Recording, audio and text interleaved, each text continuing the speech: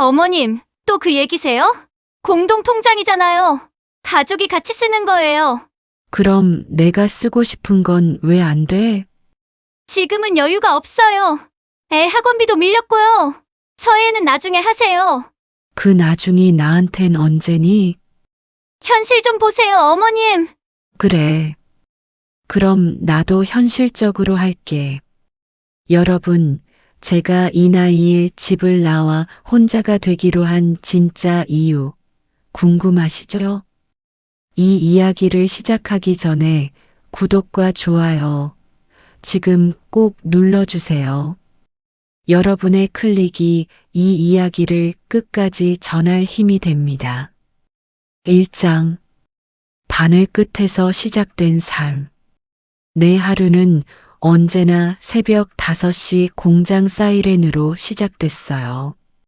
귀를 찢는 듯한 소리가 골목을 채우면 저는 눈을 뜨자마자 낡은 작업복을 걸쳤어요. 세수도 대충, 밥도 대충. 중요한 건 지각하지 않는 거였어요. 공장까지 걸어가는 15분 동안 저는 늘 같은 생각을 했어요. 오늘도 무사히. 재봉 틀 앞에 앉으면 세상은 좁아졌어요. 천과 바늘과 실, 그리고 빠르게 움직여야 하는 제 손끝만 남았죠. 옆 언니가 말을 걸어도 고개만 끄덕일 뿐 손은 멈추지 않았어요. 한 장 맞힐 때마다 몇 원, 10장 맞히면 몇백 원.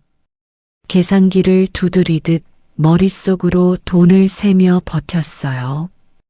그렇게 30년을 버텼어요. 아이들은 어느새 대학을 졸업하고 취직했어요. 큰아들 서진이가 결혼을 하고 아이를 낳았을 때 저는 드디어 어깨를 내려놓을 수 있었어요. 공장을 그만뒀죠. 퇴직금과 모아둔 적금으로 작은 원룸을 얻었어요. 연금도 나오기 시작했죠. 처음으로 오전 10시까지 잡았어요. 햇빛이 창문을 가득 채우는 걸 보며 저는 깨달았어요. 아, 내 인생에도 이런 아침이 있었구나. 어느 토요일 큰아들 서진이 부부가 찾아왔어요. 식사를 마치고 며느리 지연이가 조심스럽게 말을 꺼냈어요. 어머님, 저희랑 같이 사시는 거 어떠세요? 손주도 봐주시고, 저희도 어머님 챙기고요. 저는 망설였어요. 혼자가 편했거든요. 하지만 아들 서진이가 덧붙였어요. 엄마, 요즘 건강도 안 좋으시잖아요. 혼자 계시면 저희가 걱정돼요. 결국 저는 고개를 끄덕였어요. 가족이니까 함께 늙어가는 게 당연한 거라고 생각했어요. 그때까지만 해도 이 집에서 가장 값싼 물건이 저 자신이 될 줄은 몰랐어요. 2장. 공동 통장이라는 이름의 함정. 함께 산 지 2달쯤 지났을 때 며느리 지연이가 식탁에 서류를 펼쳐 놓았어요. 어머님, 생활비 관리가 좀 복잡해서요. 공동 통장 하나 만들면 어떨까요? 저는 별 의심 없이 도장을 찍었어요. 가족인데 뭐가 문제겠어요. 다음 날 은행에 함께 가서 통장을 만들었어요. 처음엔 괜찮았어요. 하지만 어느 날부터 제가 모르는 사이에 새 것들이 집에 들어왔어요. 에어컨, 정수기, 안마의자. 물어보면 돌아오는 대답은 늘 같았어요. 어차피 가족이 쓰는 거예요. 어느 날 저는 통장 잔고를 확인했어요. 제가 넣은 돈의 절반도 남지 않았더라고요. 봄이 왔을 때 저는 서예 학원 전단지를 봤어요. 15만 원. 평생 미뤄온 꿈이었어요. 하지만 저녁 식사 때 말을 꺼내자 며느리 지연이가 말했어요. 어머님, 지금 여유가 없어요. 애 학원비도 밀렸고요. 나중에 하시면 안 돼요? 그날 밤 저는 거래 내역을 하나하나 확인했어요. 마트, 학원, 백화점. 제가 쓴 돈은 거의 없었어요. 다음 날 아침 저는 거실로 나갔어요. 통장 내역 봤어. 내 돈이 어디로 가는지 설명 좀 해줘. 공동 통장이라니까요. 며느리 지연이 목소리가 높아졌어요. 어머님 혼자 사시는 것도 아니고 우리랑 같이 사시잖아요. 저는 할 말을 잃었어요. 하지만 그날 오후 공원 벤치에 앉아 저는 깨달았어요. 이대로는 안 된다고요. 그리고 결심했어요. 당하고만 있지 않겠다고. 3장. 조용한 준비. 저는 조용히 움직이기 시작했어요. 먼저 은행에 혼자 갔어요. 상담원에게 공동 통장에 대해 물었죠. 혹시 이 통장 제 명의로 되어 있나요? 네, 어머님. 주 명의자는 어머님이세요. 공동 사용자가 며느님으로 등록되어 있고요. 제 명의. 그 말이 중요했어요. 상담원이 덧붙였어요. 주 명의자이시니까 언제든 통장을 해지하거나 공동 사용자를 삭제하실 수 있어요. 저는 고개를 끄덕였어요. 그리고 조용히 물었어요. 그럼 새 통장을 만들고 싶은데요. 이건 아무도 모르게 제 명의로만요. 일주일 후 저는 새 통장을 만들었어요. 그리고 매달 들어오는 연금을 조금씩 새 통장으로 옮기기 시작했어요. 지연이가 눈치채지 못하도록 조금씩이요. 동시에 저는 법률 상담소에도 다녀왔어요. 무료 상담이었어요. 제 경우는 어떻게 되나요? 변호사가 말했어요. 어머님, 이건 경제적 학대에 해당할 수 있어요. 공동 통장이라도 동의 없이 무단으로 사용했다면 문제가 될 수 있죠. 거래 내역을 모두 출력해 두세요. 증거가 필요합니다. 저는 그날부터 모든 거래 내역을 출력했어요. 며느리 지연이가 쓴 백화점 영수증, 명품 가방, 고급 레스토랑. 제 돈으로 산 것들이었어요. 한 달이 지났어요. 저는 아들 서진이에게 조용히 물었어요. 서진아, 너희 월급도 공동 통장에 넣는다며? 응. 엄마, 당연하지. 그럼 지난달 명세서 좀 보여줄래? 엄마가 가계부를 정리하고 싶어서. 서진이는 의심 없이 보여줬어요. 그런데 이상했어요. 통장에 들어온 금액이 서진이 월급보다 훨씬 적었어요. 이게 전부야? 응. 나머지는 우리 적금이랑 보험료 빠지고. 거짓말이었어요. 저는 알았어요. 그들은 제 돈만 쓰고 있었던 거예요. 떠나는 날 남기는 폭탄. 석 달이 지났어요.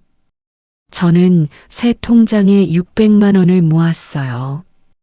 그리고 모든 증거를 정리했어요. 거래 내역, 명세서, 녹음 파일까지.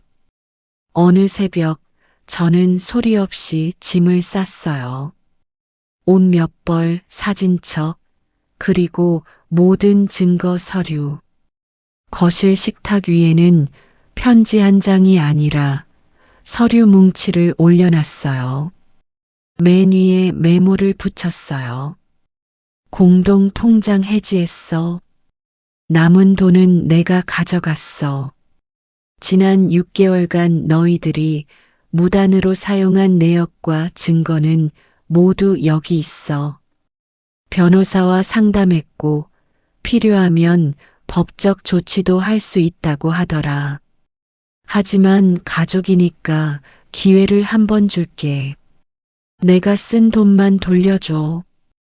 계좌번호는 아래 있어. 한 달 줄게. 저는 조용히 집을 나왔어요. 기차를 타고 지방 소도시로 갔어요. 그리고 작은 원룸을 얻었어요. 그날 오후 아들 서진이에게서 전화가 빗발쳤어요. 받지 않았어요. 문자가 왔어요. 엄마, 이게 무슨 짓이에요? 당장 돌아오세요. 저는 차분하게 답장을 보냈어요. 서류 잘 봤니? 6개월간 너희가 내 돈으로 쓴 게 1200만 원이더라. 내 서예 학원비 15만 원은 안 된다고 하면서 말이야. 한 달 안에 1000만 원만 돌려줘. 200만 원은 내가 쓴 생활비로 치자. 안 그러면 경찰에 신고할 거야. 경제적 학대로. 5장. 복수는 차갑게, 삶은 따뜻하게. 일주일이 지났어요. 아들 서진이가 찾아왔어요. 제 새 집 앞에서 초인종을 눌렀어요. 엄마 계시죠? 문 좀 열어주세요. 저는 문을 열지 않았어요. 대신 문틈으로 말했어요. 할 말 있으면 전화로 해. 엄마, 우리가 잘못했어요. 돌아오세요. 돈부터 갚아. 그럼 생각해 볼게. 1000만 원을 어떻게 구해요? 우리도 여유가 없다고요. 저는 차갑게 웃었어요. 그 명품 가방은, 백화점 VIP 카드는 다 내 돈으로 산 거잖아. 팔면 되지. 며칠 후 며느리 지연이가 문자를 보냈어요. 어머님, 제발 고소는 하지 마세요. 500만 원 보낼게요. 나머지는 나눠서 보낼게요. 한꺼번에 보내. 아니면 다음 주에 경찰서 갈 거야. 이틀 후 1000만 원이 제 통장에 들어왔어요. 아마 대출을 받았겠죠. 저는 아들에게 마지막 문자를 보냈어요. 잘 받았어. 이제 우리 인연은 여기까지야. 명절에도 연락하지 마. 내가 연락할게. 그리고 서진아, 엄마는 호구가 아니야.